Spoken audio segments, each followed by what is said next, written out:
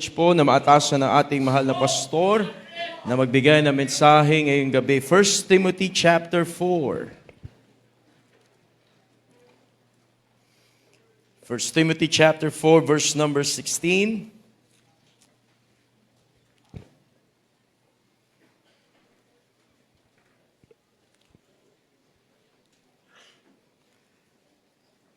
Andiyan na po kayo, amen?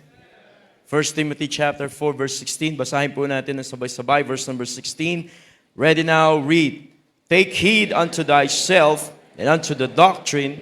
Continue in them, for in doing this thou shalt both save thyself and them that hear thee. Take heed unto thyself and unto the doctrine. Continue in them, for in doing this thou shalt both save thyself and them that hear thee. Another verse, Acts chapter 20. Acts chapter 20, verse number 28.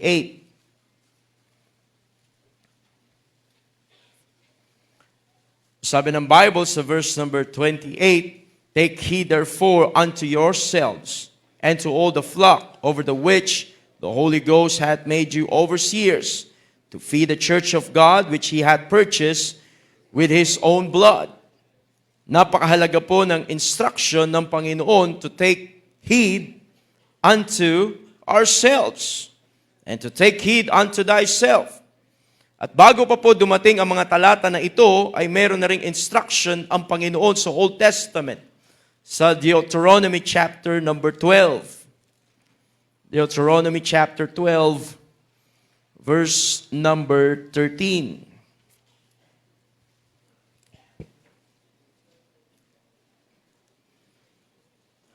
Sabi ng Bible sa verse number 13, take heed unto thyself, that thou offer not thy burnt offerings in every place that thou seest, but in the place which the Lord hath choose in one of thy tribes. There thou shalt offer thy burnt offerings, and there thou shalt do all that I command thee. Alam niyo po, ang mga pananalita na ito ay galing mismo sa Diyos. Hindi nagbago ang kanyang salita. The same instruction. At katulad sa panahon natin ngayon, a very simple message tonight, take heed unto thyself. Take heed unto thyself. Tayo po saglit na manalangin. Dakila naming Diyos, salamat po sa pribileheng ito, Holy Spirit of God. Kayo po manguna sa aming kalagitnaan. I just want to be a blessing and be a help to each and everyone. Kayo po ang kumilos, Panginoon. Salamat, Panginoon, for this book, the King James Bible na aming binabasa. Alam po namin ito'y buhay, ito po ay mayroong katotohanan, at nakasad po dito ang inyong kalooban. Kaya salamat, Panginoon, for giving us your word tonight. Gamitin niyo po ito to challenge the hearts of your people. In Jesus' name I pray. Amen, amen. Thank you po. You may be seated. Take heed unto thyself. Salamat sa Panginoon. Every time we come to this place, ay pinapaunawa ng Diyos sa atin na minsan meron tayong ibang iniisip kaysa sa iniisip ng Diyos. And every time na tayo ay nire-remind, ay bumabalik tayo sa ating katotohanan ng salita ng Diyos at sabihin natin, mali ako at tama ang Panginoon. At siya lang ang may authority at may kapangyarihan to tell us these things. To tell us, take heed unto thyself. This is a reminder from God Himself. Take heed unto thyself. At salamat sa ating church, na alam natin kung paano natin nirerespeto ang banal na kasulatan. Ito ay authority sa ating pananampalataya, authority sa ating buhay, and whenever na makikita natin ang mga pananalita ng Diyos na ito ay nakadirekta sa bawat isa sa atin, we better listen, we better pay attention. Katulad na sinasabi ng Panginoon, take heed unto thyself. Ang ibig sabihin po ng word na heed, heed. Hindi po magtago, no? Iba po ang spelling nun. Ito po, heed. H-E-E-D. Take heed unto thyself. Ang ibig sabihin po niyan is to pay close attention.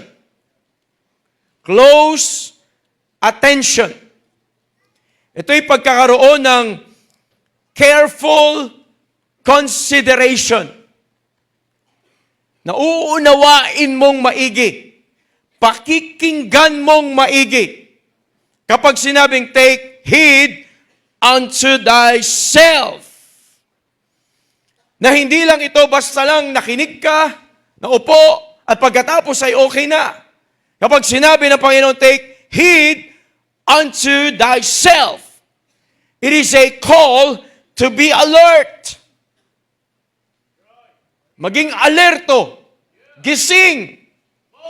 Hindi ito panahon na, alright, preaching time, tulog muna ako. Hindi po. Take heed unto thyself. You better listen. You better be alert. Ito ay pagmumuni-muni at pag-iisipan natin ng ating sarili. Teka, nasan ba ako? Nasaan ako ngayon? Sabi ni iba, nasa church. Hindi, ano yung ibig sabihin nun? Ano yung kalagayan mo ngayon? Kamusta ang spiritual condition mo?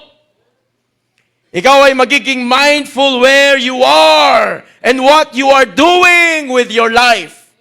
Kamusta ang buhay mo? Ikaw ba'y mananampalataya talaga? Ikaw ba ay Kristiyano na gusto yan ba ang gusto ng Diyos sa buhay mo? Ang sabi ng Panginoon, take heed unto thyself.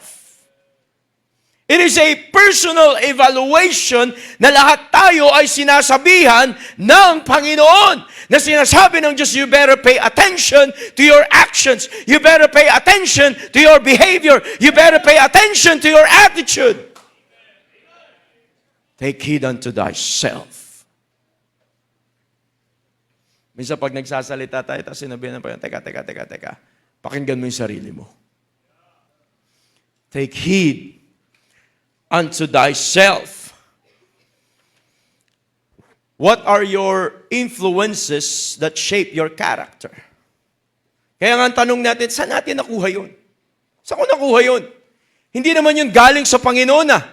Kaya nga ang Diyos, binabalik tayo sa katotohanan, binabalik tayo sa tamang pag-iisip, at sasabihin niya sa akin, take heed unto thyself. At sasabihin niya sa inyo, take heed unto thyself. Tingnan mong maigi, bantayan mo. Kaya nga, mahalaga po sa atin ang panambahan. Dahil paulit-ulit tayong sinasabihan ng Panginoon, take heed unto thyself. Hindi tayo nagsisimba, hindi tayo pumupunta sa church para sa ibang tao, hindi tayo representative ni numan, kung hindi tayo pumupunta sa simbahan na ito, at ikaw mismo at ako mismo ang binibigyan ng mensahe ng Diyos, take heed unto thyself. Ito'y mensahe ng Diyos para tayo tanungin, nakukuha ba natin ang tinuturo ng Panginoon mula sa salita ng Diyos at sa pamamagitan ng simbahan na ito? Dumadalo tayo sa bahay-sambahan, nandyan tayo, pero nakuha ba natin yung mensahe ng aklat na ito? Kaya nire-remind tayo ng Diyos, take heed unto thyself. Napakaganda ng resulta ng NBYC 27, pero tapos na yon. Ang tanong ng Diyos, nakuha mo ba yung mensahe ng Panginoon? Take heed unto thyself. Tapos na yung day 1, tapos na yung day 2, tapos na yung day 3. Pero sabi ng Panginoon ngayon, take heed unto thyself. You better pay attention kung ano ang nangyayari na ngayon sa buhay mo. Take heed unto thyself. Ang mahalaga ay nakuha mo yung itinuro. Yung mga lessons sa buhay. Meron tayong Christian school, Christian Bible Baptist Academy. Meron tayong mga estudyante sa academy. Pero hindi lang basta makapag-uniform. Hindi lang basta makapasok. Kundi nakuha talaga kung ano yung layunin, bakit merong Christian school. Napakaganda ng goal ng CBBA. The CBBA hopes to see her graduates truly surrender to and equip in the service of God in whatever vocation God has called them to perform. Can you imagine that? Yung upbringing sa mga bata na nasa Christian school ay napakaganda ng goal. Pero ang tanong, nakuha mo ba yung tinuro ng mga teachers? Yung everyday devotions na ginagawa, yung lahat ng mga paces na pinag-aaralan, na mayroong back-up na mga principles, mayroong back-up na mga na dapat na buhay na ipapamuhay natin. May mga iba't ibang characters, may iba't ibang mga memory verses. Pero ang tanong, nakuha ba? Meron tayong Baptist Heritage Bible College na ang motto ay, enter to learn, go forth to serve. Nakuha mo ba? Yung dahilan kung bakit merong Bible College.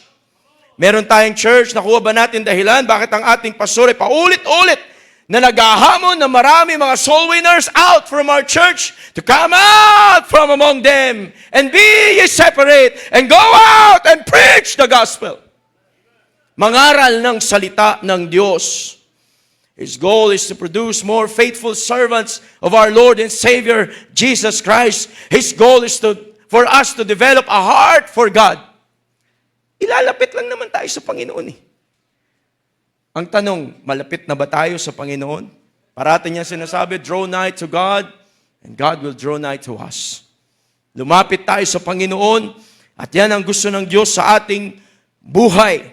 Napakahalaga ng verse na binasa natin, take heed unto thyself and unto the doctrine. Continue in them, for in doing this thou shalt both save thyself and them that hear thee. Tandaan po natin, hindi lang po tayo basta nagsisimba, tayo po'y sumasamba. Sa mga estudyante, hindi ka lang pumapasok, ikaw ay nag-aaral. Kaya dapat may natutunan ka. At bilang miyembro ng simbahan na ito, hindi po tayo nakabihes ng maayos para lang makita ng iba na maayos tayong manamit. Hindi pwedeng nakabihis ka at may tinatago ka dyan. Ayoko talaga itong damit na to. Gusto kong magladlad. Anong ilaladlad mo? Anong ilalabas mo? Anong tinatago mo? Bakit mo tinatago yan? Merong salita ng Diyos na parating, ito ay sinasabi sa atin sa pulpitong ito. Ito ang dapat nating gagawin. Kaya kung ikaw ay lalaki, magpakalalaki ka. Sabi ng bading, magpapakababae na ako. Hindi pwedeng Bible student ka at backslider ka. Hindi pwedeng nasa church ka, meron kang King James Bible, pero layo ng puso mo sa Panginoon. Ang sabi ng Panginoon, take heed unto thyself. Nasa church ka nga, pero ang isipan mo ay malayo. Naglalakbay ka, nagsuswimming ka. Sana wala ako sa church ngayon eh. Nandun sana kami sa bakasyon eh. Lumilipad ang isip mo. Ang sabi ng Panginoon, take heed unto thyself. Mukhang mabait pero nangangagat. Parang aso sa kanto, nangangagat pala. Para saan ang Bible doctrines kung hindi naman natin to gagawin? Salamat sa Panginoon sa ating church. Tinuturuan tayo, pero after tayong turuan, meron tayong gagawin. Ano sabi ng Bible? Continue in the doctrine, continue in them, for in doing this. Meron tayong gagawin. Hindi para sa iba, kung hindi para sa atin. Sabi ng Bible, in doing this, thou shalt both save thyself. Sarili mo. And them that hear thee. The influence is very powerful. Sa isang taong tumatanggap ng influence from the Word of God. Nakikita po ba natin kung gaano kahalaga ang salita ng Diyos at instruction ng Panginoon for us to take heed unto thyself dahil hindi mo alam kung saan ka, anong problema, ang sana hindi mo na mararanasan kung ikaw ay nakinig lang. At sila hindi rin mapapahamak dahil nakinig ka. At ipinamuhay natin Kaya nga napakahalaga sa bawat isa sa atin na meron tayong ginagawa. Salamat merong church. Kung saan pwede tayong mag-involve. Kung saan pwede tayong magamit ng Panginoon. Maraming mga kabataan nag-surrender ng buhay. Napakahalaga po. Na marami mga miyembro from our church na dapat susuportahan natin sila, babackupan natin sila. Hindi po NBYC ang nakapagbago ng buhay nila. Salita ng Diyos! Kaya kailangan wag natin silang bibitawan. Dahil ang diablo ay galit na galit. Nakita niyo po kung gaano karami yung pumunta dito. Mas marami yung mga nag-surrender ng buhay. Dahil hindi lang galing sa ating church and also from other churches. And imagine those young people na sila ay nag-surrender ng kanilang buhay upang sila ay gumawa ng desisyon na ayon sa kalooban ng Diyos. Hindi man sila makakapasok pa agad sa Bible college. Some of them ay papasok pa lang sa high school life. Kailangan silang bantayan. Kailangan silang alagaan. Kailangan silang ipanalangin. Kailangan nating ipaalala. Sabay-sabay tayo. Pero kung tayo, bibitawan natin ang mga instruction ng Panginoon, we are going to lose the next generation. How are we going to take heed of ourselves? Three simple things tonight. Number 1, tingnan niyo po sa 1 Timothy chapter 4, verse number 6.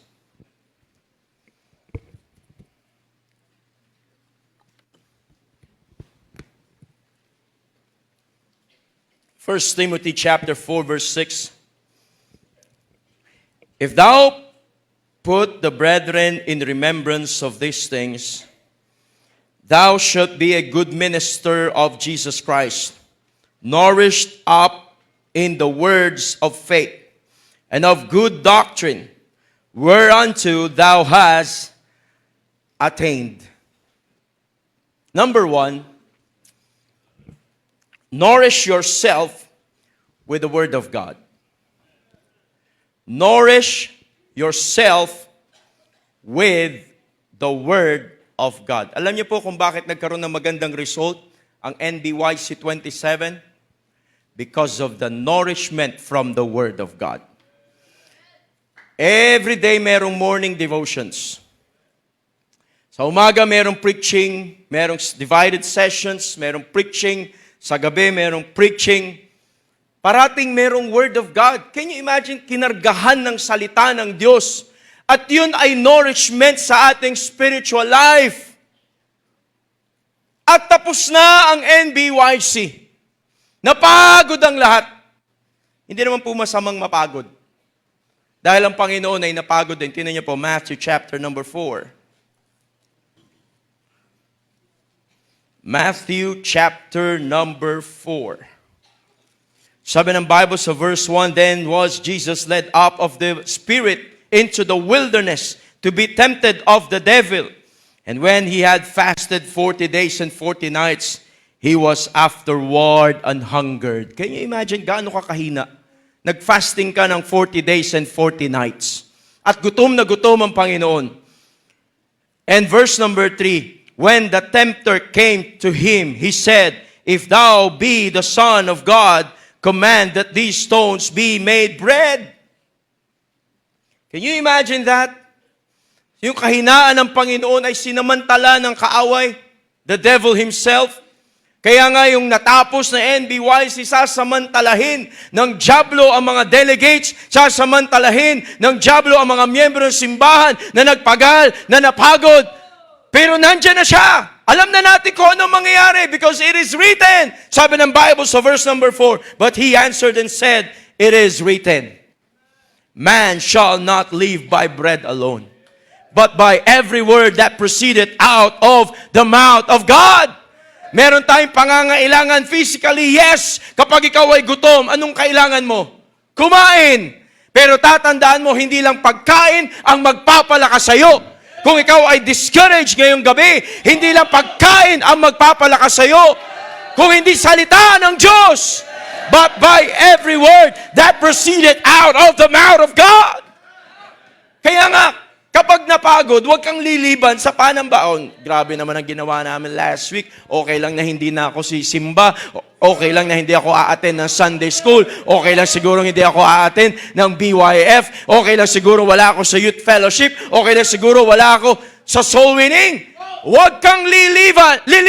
Whenever the Word of God is being opened and preached and taught, we better listen because we need the Word of God. Ang sabi ng Panginoon, take heed unto thyself, nourish yourself with the Word of God. Kapag hindi mo pinakain ng spiritual na pangangailangan mo na salita ng Diyos, manghihina ka. Magiging malnourished ka.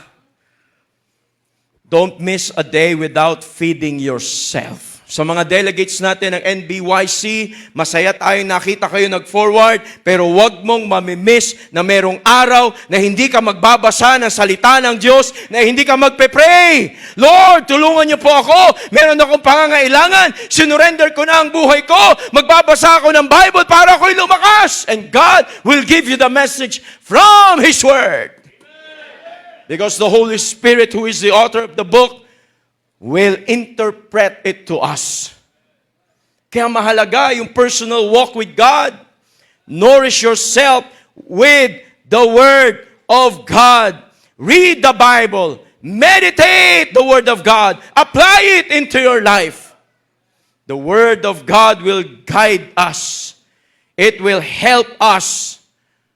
It will encourage us. Wala nang tatalo sa encouragement ng salita ng Diyos. Meron po tayong 2 staff ng church na namatay yung kanilang parents. Parehas tatay ang namatay. Pero sabi ng Bible, let not your heart be troubled. If you believe in God, you believe also in me. In my Father's house are many mansions. If it were not so, I would have told you. I go to prepare a place for you. And if I go and prepare a place for you, I will come again and receive you unto myself, that where I am, there ye may be also. Alam niyo po yung nakakatuwa kapag meron tayong brethren na namatayan, yung malaman natin na yung namatay ay tumanggap sa Panginoon, nagsisi ng kasalanan, at siya rin ay merong personal testimony na siya ay ligtas. What a great relief. Totoo yung sabi ng Panginoon, let not your heart be troubled. Pag wala tayong nourishment ng Word of God, mapapahamak ang ating buhay. Alam niyo po kung sinong nakakaalam na hindi na tayo nagbabasa ng Bible? Ang Diyos at ikaw. Kaya ito yung mensahe ng Panginoon sa atin. Take heed unto thyself. When was the last time na ikaw ay nagbasa ng Bible early in the morning? When was the last time na ayaw mong ipikit ang iyong mata kasi meron kang binabasa na gusto mong ituloy? Ano kaya sinabi ng Panginoon doon? Na-excite ka? Na ikaw mismo ang kakausapin ng Panginoon through His Word? Alam niyo po, totoong makapangyarihan ang aklat na ito. Maraming buhay ang nabago because of the Word of God. Kaya hindi ko pwede pabayaan ito, yung aking spiritual life. I want to nourish myself with the Word of God. Kahit pong ating pastor, every time na meron kaming meeting, and I have seen him read his Bible. At pag may nakita siya na nakaka-excite, at yung realization na, grabing Panginoon, tingnan niyo itong verse na ito sabi ng Panginoon. Nakaka-excite sa atin eh. Pero may personal tayo na pangangailangan na kailangan na nating punan. Pakainin, spiritual, huwag nating pababayaan yan. Dito sa church, meron tayong Word of God. Kanina meron tayong Sunday school lesson. But how about tomorrow?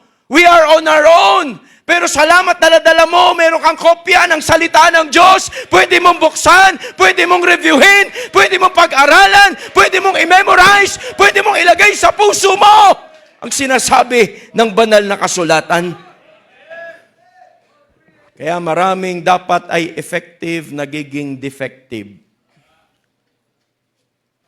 Get out from being malnourished. Nakakalungkot kung ang lusog-lusog natin, pero yung spiritual natin ay malnourished na. That's why we need to read our Bibles and pray every day. Number 2, nourish yourself with the Word of God. Number 2, 1 Timothy chapter 4. 1 Timothy chapter 4, verse number 7.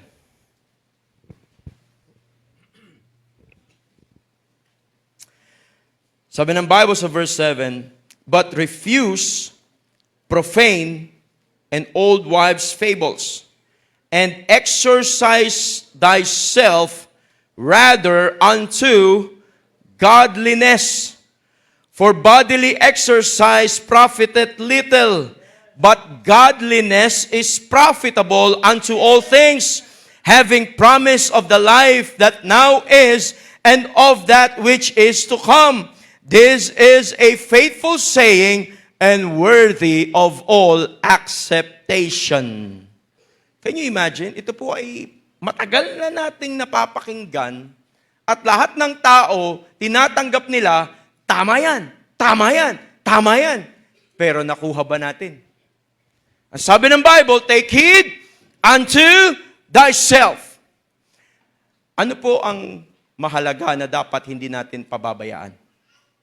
Mag-exercise tayo tuwing umaga. Exercise. Number 2, exercise yourself with godliness. Exercise yourself with godliness. Tignan niyo po sa 1 Timothy chapter 6, verse number 3. If any man teach otherwise and consent not to wholesome words, even the words of our Lord Jesus Christ, and to the doctrine which is according to godliness, he is proud, knowing nothing, but doubting about questions and strifes of words, whereof cometh envy, strife, railings, evil surmisings, perverse disputings of men of corrupt minds, and destitute of the truth, supposing that gain is godliness. From such withdraw thyself. Alam niyo po, napakahalaga sa atin na i-apply natin sa buhay yung ating napapag-aralan mula sa salita ng Diyos. Imbis na kontrahin natin, sabi ng Bible, withdraw thyself from those people na kinukontra nila kung ano yung pinag-aaralan natin. Can you imagine, a-attend ka sa church at pagkatapos may kumukontra sa hindi naman yan Bible eh. Sa kanila lang yan eh. Hindi yan para sa akin eh. Hindi yun inalaw ng Diyos na mapakinggan natin para mamili tayo kung ano lang yung para sa atin. Lahat yun ay masarap, itinimpla ng Diyos para sa ating ikatututo. Ang kailangan ay tanggapin natin. It's time to enjoy what you are doing now. I-enjoy natin ang soul winning. I-enjoy natin ang awitan natin sa church. I-enjoy natin ang pagbibigay natin sa gawain ng Panginoon. I-enjoy natin ang fellowship. Exercise yourself with godliness. Kung ikaw ay nagsuko ng buhay, last NBYC, from this time on, i-enjoy mong panawagan ng Diyos sa buhay mo. I-enjoy mo kung anong mga ituturo ng Diyos sa'yo. Hindi yung ituturo ng kaaway. Aminin mo sa sarili mo, kahit mga tayo na matagal na sa church, aminin natin sa sarili natin na meron pa tayong hindi alam at hindi pa tayo sanay. Kaya paulit-ulit yan na nire-remind sa church. Hindi ba tayo magpapasalamat sa tagal na tayo naging miyembro ng simbahan na ito? Hindi nagbago ang mensahe sa likod ng pulpito na ito. For 47 years, preaching the gospel that only Jesus saves. Hindi nagbago at walang planong magbago ang ating pastor. Minsan yung mga bagay na simple lang ang hindi pa natin makuha. Kaya nga dapat ay paulit-ulit, tuloy-tuloy lang tayo. Parating sinasabi mahalaga ang Sunday night service, pero marami pa rin hindi nakakuha. Maraming nating sa ating pagkakataon na napapakinggan, mahalaga ang prayer meeting service, pero ilan pa rin ang nakakakuha. Ang iba ay may mga dahilan. We need to exercise godliness. Kaya nga parating hinahamon tayo ng ating pastor na tayo ay maging makadiyos. Makadiyos na mananampalataya. Makadiyos na miyembro ng Christian Bible Baptist Church. Alam ng Diyos kung saan tayo mahina. Kung mahina tayo sa pag-attend ng church, doon tayo nire-remind ng Diyos. Sabi ng Panginoon, my grace is sufficient for thee. For my strength is made perfect. Our strength is made perfect in weakness.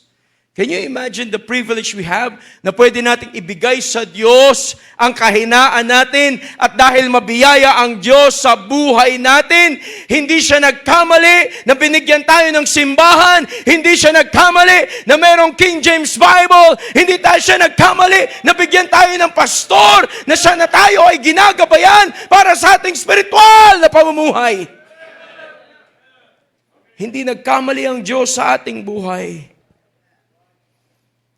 Sabi ng iba, grabe naman sa church natin, ang taas ng standard. Para sa atin yan. Para sa susunod na henerasyon yan. Iba ang mindset ng mga kabataan ngayon. Iba ang takbo ng kanilang isipan. Marami sa kanila ay hindi natin matanggal sa attraction at sa connection nila sa mga social media platforms na meron ngayon. Napakagulo ng buhay. Nag-influence ng sanlibutan at yun ang pinaglalaban natin sa kanila. Kaya't napakahalaga sa atin na huwag nating bitawan ang pag-exercise natin. Exercise! Exercise! Exercise! Kung tinatamad ka na magsimba, exercise! Coming to church early! Paulit-ulit, yes, paulit-ulit. Gawin natin ang gawin. Exercise! Pag hindi ka nag-exercise, yung physical health natin babagsak. Paano pa kaya yung spiritual life? Napapabayaan ko pala ang dapat na paulit-ulit kong ginagawa. Paulit-ulit nang nire-remind sa akin. Early in the morning, paggising mo, sinong kausap mo? Hanapin mong Panginoon. Hahanapin mong kalooban ng Diyos sa iyong buhay. Mananalangin ka. This is a serious battle. Nakakala ng ibang mananampalataya na namin kailangan yan. Okay lang, nakapag-church na lang kami ng Sunday. Okay na yung Kristiyano kami ng Sunday. Pero bukas ay bahala na kung ano ang aking buhay. Hindi yun ang gusto ng Diyos. Kaya ang sabi ng Panginoon, take heed unto thyself.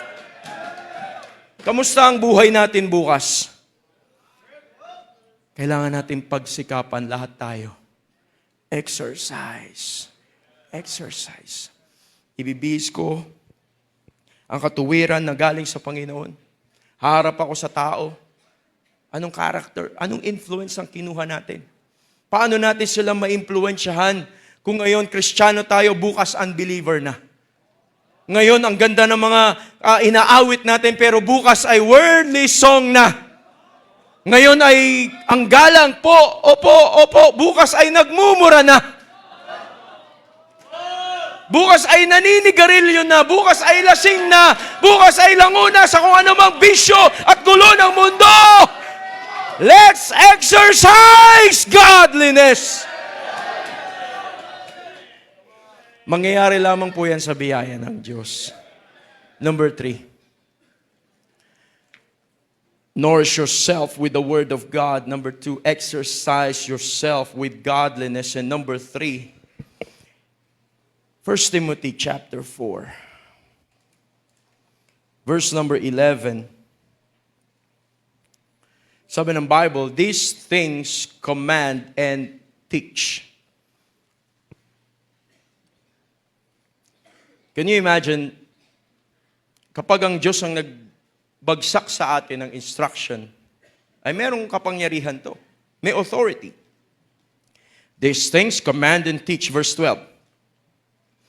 Let no man despise thy youth, but be thou an example of the believers in word, in conversation, in charity, in spirit, in faith, in purity. Till I come, give attendance to reading, to exhortations, to doctrine. Neglect not the gift that is in thee, which was given thee by prophecy, with the laying on of the hands of the presbytery. Meditate upon these things. Give thyself wholly to them, that thy profiting may appear to all. Can you imagine the privilege na pwedeng gawin ng Diyos sa ating buhay? Number 3, the last. Involve yourself with the gift God gave you. Involve yourself with the gift God gave you. This is a very personal message from God. Take heed unto thyself. Evaluate mo nga ng maigi ang iyong sarili. Wala bang gift na binigay ang Diyos sa iyo na magagamit niya sa ministry? Na ikaw mismo personal ay pwede mo sagutin to personally. Merong binigay ang Diyos sa akin na dapat ay nagagamit ako ng Diyos. Tingnan niyo po, 2 Timothy chapter 2, verse number 15. Sabi ng Bible sa verse number 15, study to shew thyself approved unto God, a workman that needeth not to be ashamed, rightly dividing the word of truth. Ito ay proving time for each and every one of us. Prove yourself na ang Diyos ay mayroong magandang plano sa iyong buhay. Prove yourself na ikaw ay tinawag ng Diyos. Prove yourself na ikaw ay Kristiyano. Prove yourself na mayroong gustong gawin ang Diyos sa buhay mo in a great and mighty way. Study. Study to shew thyself approved unto God. Sabi ng Bible, a workman. A workman. Dito po natin makikita na sa pag-aaral ng Bible, hindi pagalingan. Hindi competition. Hindi po. Kung bakit tayo nagtatrabaho, a workman, dahil nauunawaan natin na lahat ng ating ginagawa ay pinag-uutos ng Diyos. Kaya sabi ng Bible, rightly dividing the word of truth. Ikaw mismo ay nakakaalam na yung ginagawa mo, ito'y kalooban ng Diyos dahil nakasaad sa banal na kasulatan. Galing ito sa araw-araw na meditation ko ng Word of God at naririnig ko sa instruction ng aming pastor na ipinapangaral mula sa King James Bible, naririnig ko yan sa Sunday school teacher ko, naririnig ko yan sa mga godly friends ko, naririnig ko yan sa mga magulang ko, naririnig ko yan sa mga tao sa simbahan ng Panginoon. Na wala magsasabi sa kanila, mali ang ginagawa mo at hindi yan ang kalooban ng Diyos. Hindi yan ang sinasabi ng Biblia. Kung hindi, tuwang-tuwa ka. Kasi maraming nag-a-approve, maraming nagsasabi, we are blessed with your life. Keep on doing it! Keep on serving the Lord. Keep on involving yourself with the gift God gave you. Masarap na ikaw ay naglilingkod, tayo naglilingkod, na alam natin, ito ang kalooban ng Diyos para sa akin. Ito ay galing at base sa sinasabi ng Diyos mula sa Kanyang salita. The Word of God should move us to do something for Him. Naunawaan niyo po sa ating church, habang tumatagal at tayo natututo ng salita ng Diyos, merong dahilan kung ba't tayo nag-aaral. Hindi lang para lumalim, ang lalim ko na, dami ko lang alam mula sa Biblia, hindi. Dahil marami tayong natutunan, meron tayong responsibility na napakabigat. At nakita natin yan sa pag-aaral natin ng salita ng Diyos. Kaya nga ang ating pastor, paulit-ulit, soul winning is the main thing. Because you can read through the pages of this book, it's all about the Lord Jesus Christ at kung paano ang Diyos ay nag-intervene sa history ng buong mundo na siya'y mamamatay doon sa krus ng Kalbaryo. Siya'y mamamatay, ililibing, at sa ikatlong araw ay muling mabubuhay na siyang ipinapangaral ng bawat isa sa atin. Meron tayong dapat sabihin sa labas. Always remember, as a member of this church, you have a great potential. Let God use you. Let God use you. Sabi ng Panginoon, take heed unto thyself. The more na tayo ay tumatagal bilang mananampalataya, ang approach ng Diyos, personal pa rin. Kaya po tatandaan natin, ito po yung simpleng mensahe lang na pinapaabot ng Diyos sa atin. Bago mo bantayan ang buhay ng iba, bantayan mong sarili mo. Kasi pag binantayan mo sarili mo, maraming mabibless. Kung lahat tayong focus natin yung sarili natin, ako, hindi pwede mag-minister ako, hindi ako nag-pray. Hindi pwede backslider ako, hindi pwede malayo ako sa Panginoon, ayaw ko ng ganito. Tayo mismo ay talagang magsisimula na lumuhod, lumapit sa Panginoon, Lord, change my heart! Kaya sabi ng Panginoon, take heed unto thyself. Si Apostle Paul, nagbigay siya ng mensahe, pero nakita natin sa Book of Acts, siya mismo yung pinapatukuyan ng Panginoon. Siya yung nagpapakain ng salita ng Diyos. Kaya nga po yung first recipient ng mensaheng ating napapakinggan is the preacher himself. At pag ito'y nakarating sa bawat isa sa atin, mayroong personal message ang Panginoon sa atin, magkaroon tayo ng careful understanding. Nasaan na tayo ngayon? Saan ako nakatayo ngayon? Anong kalagayan ko bilang Kristiyano? A simple message from God. Take heed unto thyself.